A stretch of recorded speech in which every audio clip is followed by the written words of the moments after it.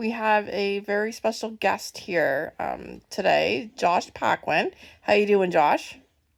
I'm doing very well. How about yourself? We're doing great. We're really excited to have you here for our special Halloween edition. Um, Excellent. I'm happy to be here. Perfect. Now, you did send us a story, just a short horror story, and that's typically kind of what you write, is it? That's right. Yeah. Oftentimes it's a short story there that I'll post to my website, and oftentimes also accompanied by me reading it on YouTube. Okay, perfect. So you do have a YouTube channel. I do, yeah. It's all Okay. kind of under the umbrella of the dark opera. So either, if one's preference is to read it, then it's available at the website or on my Facebook page. Otherwise, many times it's available at my YouTube channel there for me to read to you. So Okay, perfect. And we can find that under the Dark Opera. yeah, so the website itself is www.thedarkopera.com. The Facebook, same thing, the same name. That the Facebook page typically is something that's a little bit more active. You'll find a little bit more there on the Facebook page than you can on the website itself. But everything is linked together, so going from one to the other is fairly easy. Okay, perfect. And the story you did send to us was called All Tongue. Hmm. Yeah, are you comfortable reading just a little small excerpt from it for us? Absolutely. All right. Yeah. All right. Yeah. So basically, the story I have, All Tongue, that I've created here is part of a series. So it's about, by and large, a town that finds itself overtaken by a strange flower. Its properties, the flower's properties and effects on people, are often horrific. These stories are accounts of experiences with the flower. So All Tongue is one of those. Okay. Yeah. So if you don't mind, I'll give you a snippet of it. Yeah, absolutely. Please go ahead. Okay. Though he could feel his jaw tight and his neck muscles ache, Mark managed to smile. Let's chat again next week. On his way out, stepped on the flower that had been brushed off earlier. The waxy petals looked like insect wings. A closer look revealed that they were everywhere in the cemetery, including sitting atop the head of a large woman in black, who was still bent over at the foot of a gravestone. Mark cleared his throat at distance of the lady, hoping to get her attention. No success. So started down a thin path lined with tall grass towards her. The woman's black robe was draped over her body, accenting every knuckle of spinal cord and every ridge of bone. Her size was imposing at this proximity. Excuse me, miss, he said. The woman was making a sound akin to a throaty sob, but there was something off about it. She was clearly within earshot and ought to have heard him. Muscles in Mark's neck shot a pang of pain into his consciousness, reminding him of his tension. It's just that I see your fascination with flowers and was wondering if you'd place the flower on my father's grave, and if so, could you kindly not do so again? Your father? She said, or rather tried to say. It was as if she spoke with a mouthful of tongue. The woman slowly turned. The first notable feature of her gaunt visage were a set of enormous eyes, the blacks of her pupil large like a teacup, her skin white like porcelain, with cheeks hit with garish pink blush. Her top teeth were hidden behind plump lips, and her bottom jaw absent altogether. In its place, a large, red, raw tongue that dropped down her chest, covering her naked body.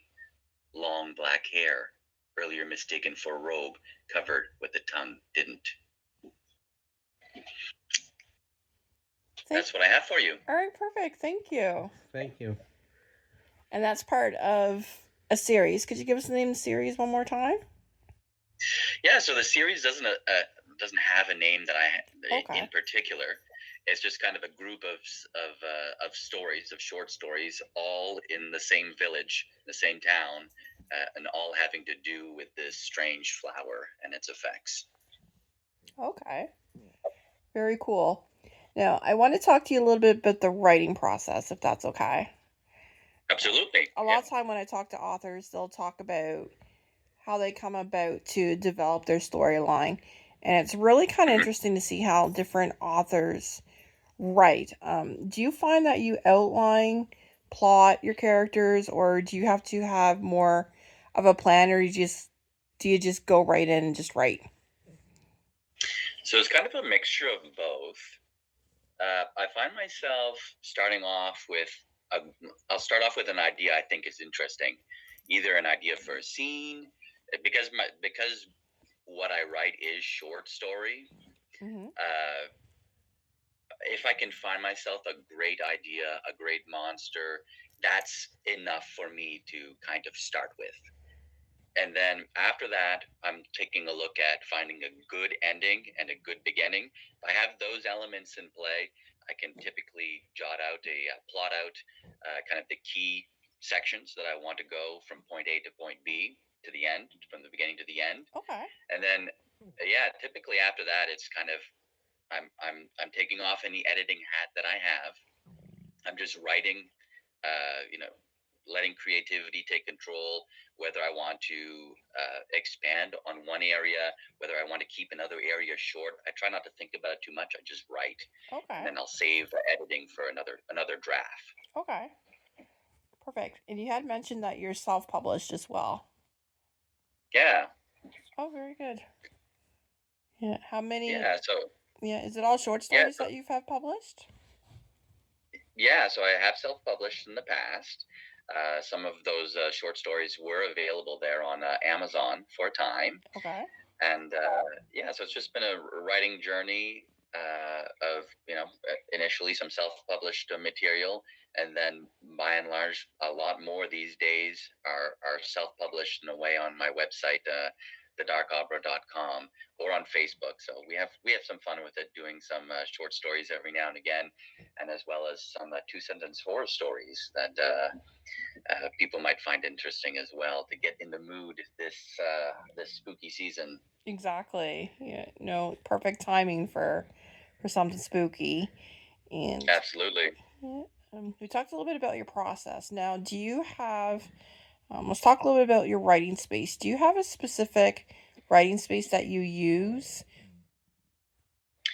Yeah, so my writing, the way that I write is such that, see, the thing is with the space is I do technically have a space, Okay. but when I like creating, it's a horrible habit.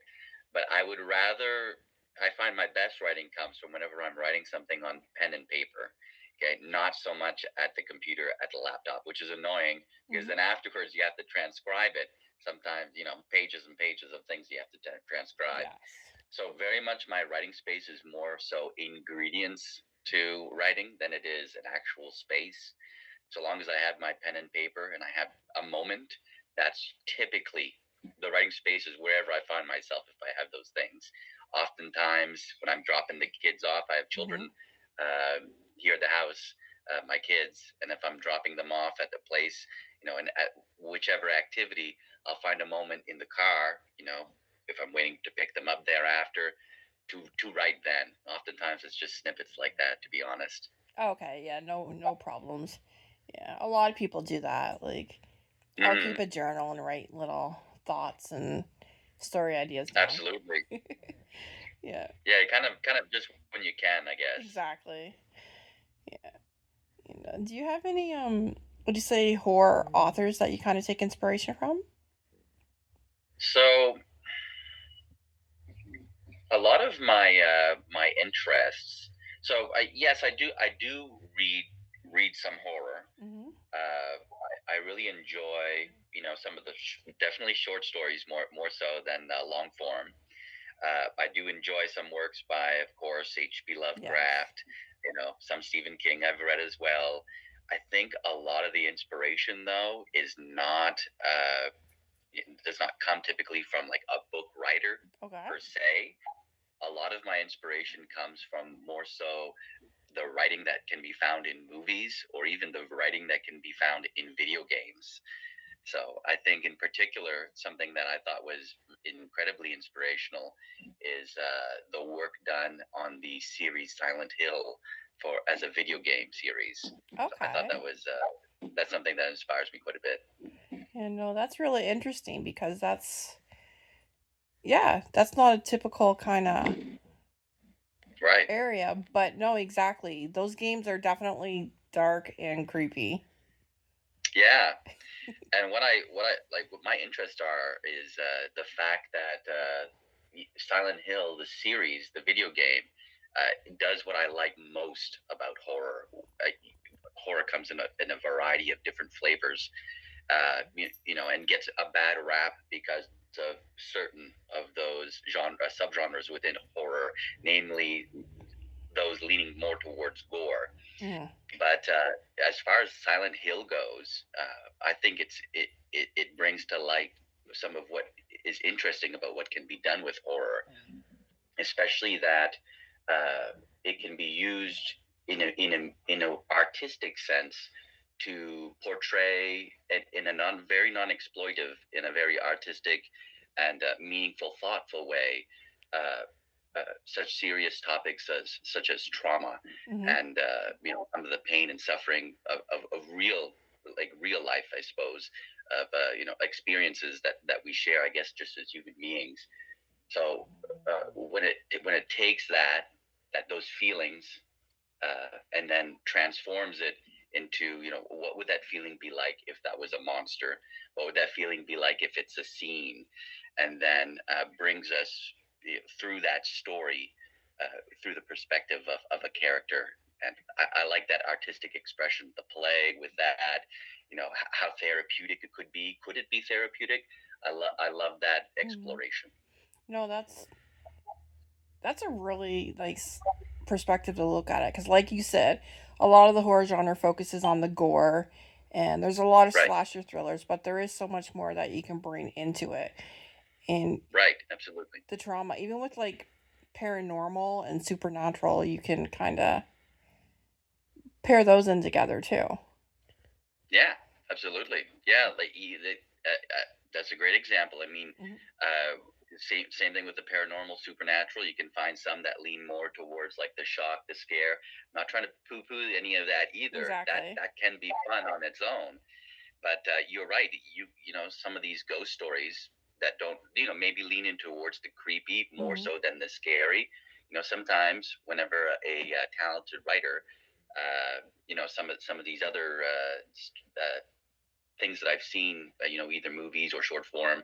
I can't think of any off the top of my head, but I know in a general sense, you can make some of these stories, about loss, about grieving, about like romantic connection with the supernatural, Hmm. and just speak artistically about the need to let go, the healing process, the healing journey.